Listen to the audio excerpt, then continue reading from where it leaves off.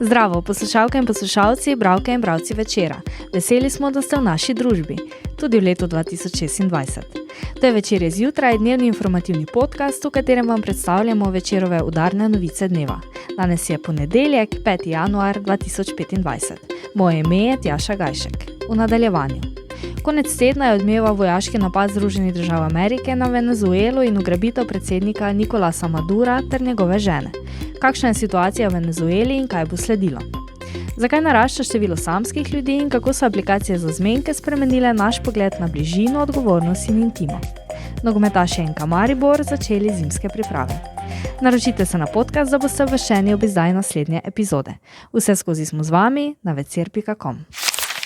Čez vikend je odmeval vojaški napad ZDA na Venezuelo in ugrabitev predsednika Nicolasa Madura ter njegove žene. Pripeljali so jo v New York, kjer ima bodo sodili za domnevna kazniva dejanja povezana z drogo in terorizmom. Novico so preplavile splet in omrežja. Ameriški predsednik Donald Trump je objavil fotografije vklenjenega Madura in napovedal, da bodo ZDA prevzele začasno upravljanje z Venezuelo. Dogajanje je spremljal tudi naš zunanje politični novinar Jon Knez. Jon, zdravo, kaj se je pravzaprav zgodilo ta konec tedna v Venezueli in kako si spremljal razvoj teh dogodkov? Zdravo in pa glede na to, da je to prvi Večerje zjutraj, vsem poslušalkam in poslušalcem srečno, uspešno in zdravo novo leto. Razvoj dogodkov sem spremljal tako, da sem se zjutraj zbudil, prižgal telefon, kjer me je že pričakalo ful obvestil iz aplikacij in sem seveda to odprl in izbulil oči, prebral, kaj se dogaja in potem odprl računalnik in začel delati. To pomeni zbirati odzive, pregledovati, kaj poročajo tuji mediji in podobno. Kaj se je zgodilo? Informacij o tem je veliko, tudi raznih teorij. Kar za zdaj vemo je, da so specialci ameriške vojske izvedli bliskovito akcijo in zajeli oziroma ugrabili venezuelskega predsednika in njegovo ženo, ju odpeljali, mislim, da je bilo en del z ladjo, en del z helikopterjem, en del z avionom, in kar je zanimivo, da je bil na vsaki fotografiji oblečen popolnoma drugače. Ju odpeljali v New York, kjer ima bodo sodili. Obtožnica ju bremeni več kaznivih dejanj povezanih z mamili in terorizmom. Sicer pa napetosti med ZDA in Venezuelo traja dolgo, mogoče so se napetosti stopnjevale v zadnjih mesecih oziroma bolje rečeno tednih, tako da ja. Napetosti so torej bile že dlje časa, ampak kaj je bil torej tisti končni razlog oziroma zakaj so se Združene države Amerike sploh odločile za sobotni napad? Če rečem malce v šali, malce zares je Amerika odnesla Madura, v bistvu pa je prišla po nafto. Venezuela ima daleč največje zaloge nafte na svetu. Ocenjuje se, da imajo okoli 303 milijard sodov nafte, kar predstavlja okoli 18% svetovnih naftnih zalog. Za primerjavo, najbrž vsi najbolj z nafto povezujemo arabske države, vendar jih ima Venezuela daleč več. Kaj povedati o predsedniku Maduro? Predsednik Maduro je sicer avtoritarec, samodržec, diktator, povezuje se ga z narkokarteli in ukradenimi volitvami predlani, čemur je priča tudi lanskoletna Nobelova nagrada za mir. Ampak glavni razlog za to akcijo je zgolj in izključno nafta. Kar je posredno priznal tudi ameriški predsednik Trump, ki se je strinjal, da seveda je nafta razlog.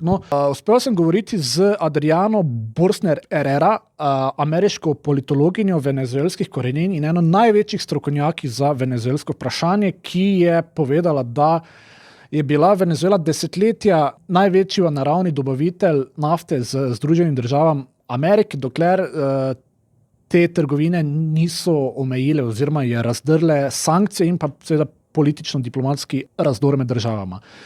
ZDA so, torej, če sklenem, želele spremembo oblasti in pa vrnitev če malce v šali povem, naftno ploščad v Venezueli. Vse oči so torej uprte v Venezuelo. Kaj lahko pričakujemo v prihodnjih dneh oziroma kaj bo sledilo? Kolikor poznamo oziroma kolikor spremljamo dejanja ameriškega predsednika Donalda Trumpa, je to nemogoče napovedati, ker en dan govori ena, drug dan popolnoma drugače.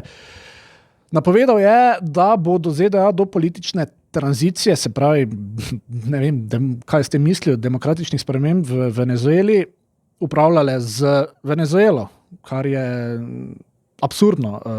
V bistvu že napad, vojaški napad je sam po sebi bil zelo, zelo neposreden in grob poseg v suverenost in neodvisnost Venezuele in očitno kršenje ustanovne listine Združenih narodov ter načel mednarodnega prava. Trumpova napoved pa zgolj potrjuje njegove oziroma ameriške imperialistične namene, ki v Južni Ameriki ima Amerika že skozi desetletja velike interese. Kaj natanko se bo zgodilo, ni mogoče napovedati. Trump tudi ni izključil možnosti drugega vala napadov. Ameriški državni sekretar, torej, če pojasnim, to je v našem sistemu zunanji minister, Marco Rubio pa je dejal, da bi moralo skrbeti tudi ostale latinskoameriške države. Danes bo na to temo razpravljal Varnostni svet Združenih narodov, v katerem Slovenije z novim letom več ni. Zagotovo pa bodo sledili še odzivi svetovnih sil, veliko jih je že bilo in tu je treba povedati, da razen nekaterih izjem in pa držav, kot sta Kitajska, Rusija, Iran, ki so pač pa naravne zaveznice Venezuele, so bili odzivi zelo mlačni. Predvsem Evropska unija se je odzvala zelo, zelo mlačno, v smislu, da spremljajo situacijo, niso pa obsodili tega grobega posega v suverenost Venezuele. Zagotovo bomo spremljali situacijo tudi mi naprej in to skrbno objavljali. Hvala lepa, Jon, za pojasnila. V ponedeljkovem intervjuju smo k pogovoru povabili zakonsko in družinsko terapevtko Nado Mirnik in se z njo pogovarjali o sodobnih partnerskih odnosih. Terapevtka z več kot 20 let izkušenj je z nami govorila o tako imenovanih toksičnih odnosih, o rdečih in zelenih zastavicah, ter o tem, kako so spletne aplikacije za zmenke spremenile naš pogled na bližino, odgovornost in intimo. Podatki namreč kažejo, da je vedno več ljudi samskih. Kje so razlogi za to? Zakaj partnerski odnos prebudi rane iz otroštva? In zakaj so pojavi, kot sta ghostanje, kar označuje prekinitev razmerja oziroma to, da ena oseba preprosto izgine brez pojasnila, in situationship, ki pomeni romantični odnos brez dogovora oziroma imena, lahko tako zelo boleča. Je trava drugje res bolj zelena kot doma oziroma kako daleč gredo naše fantazije, v odnosih in tudi sicer? S terapevtko Nado Mirnik smo se o poplavi spletnih aplikacij za zmenke pogovarjali tudi o tem, kako danes čutimo bližino. Ali po njej hrepenimo ali se je bojimo. Je spoznavanje partnerja v živo najboljši način spoznavanja oziroma ali imajo pari, ki so se spoznali preko spleta, kaj skupnika v dinamiki njihovega odnosa tudi pozneje. Zavrnitve preko aplikacije lažje sprejmemo kot tiste, ki se zgodijo v živo. Nada Mirnik. Na splet gremo zaradi tega verjetno, ker si želimo nekoga spoznati. Pač ne želimo si spoznati sebe kot nekoga, ki ni pomemben. Ne želimo si spoznati sebe kot nekoga, ki se ga kar zavrže. Ne želimo si spoznati sebe, ki pač ni izbran. Ne želimo biti izbrani in želimo izbrati. Želimo se povezovati, želimo se družiti, želimo iti potem imeti nekoga, da gremo z njim na pijačo, na koncert, na randi, v kino, na dopust, da pol recimo mogoče pač ne vem, tudi spolno se spustimo ali gremo potem v skupno življenje, da se spoznavamo potem z otroki, da si ustvarimo družino in tako pač gremo s tem namenom noter, ne? Ampak ja, zmenkarije prenesejo tudi bolečino, tudi v živo zmenkarijo prenesejo bolečino. Koliko je pa danes varanje, koliko ljudi danes meni prihaja izključno zaradi prevar. Nimaš garancije, ne, če se poznaš preko spleta, niti ne, če se poznaš v živo. Da bo to obstalo, pa da je varno, pa da je človek zanesljiv, pa da v bistvu imamo zelo zdrav odnos do goljufanja. Po 4 tednih zimskega premora so nogometaši Maribora na hladno sobotno januarsko opoldne začeli priprave na nadaljevanje sezone. Dober teden bodo trenirali v domovini in se nato 12. januarja odpravili v Antalijo, kjer bodo ostali do 24. januarja. Prva pripravljalna tekma je načrtovana za 10. januar proti Bistrici. Toda v primeru prenizkih temperatur, ki so trenutno napovedane, tekme z drugoligašem ne bo. V Turčiji so predvideni tekmeci vijoličasti Vojvodina, Debrecen in Jagelonija. Uvodni spomladanski krog pa bo 1. februarja, ko v Ljudski vrt prihaja Celje. Na prvem treningu je bilo prisotnih 27 nogometašev. Manjkala sta Tete in Repas, ki sanirata poškodbi in zato vadita individualno. Serije z reprezentanco Slonokoščene obale na afriškem prvenstvu.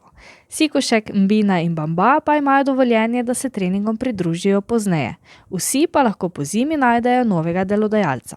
Lorbek in Taylor trenirata z moštvom, a bosta kmalu posojena. Do sedaj je ekipo po koncu jesenskega dela sezone zapustil le Guček. Na prvem druženju vijoličasti z mediji v letu 2026 še ni bilo uradno oznanjeno nič glede povezovanja NK Maribor z Ilirijo. Misli strokovnega štaba in nogometašev pa so bile usmerjene v dobro pripravo za spomladanski del sezone. Ja, jaz osebno komaj čakam, da prijemo nazaj, da začnemo z delom. Imeli smo kar dosti pauze. Dobili smo program, ki verjamem, da so ga vsi spoštovali. Torej, načeloma smo že dokaj pripravljeni prišli nazaj.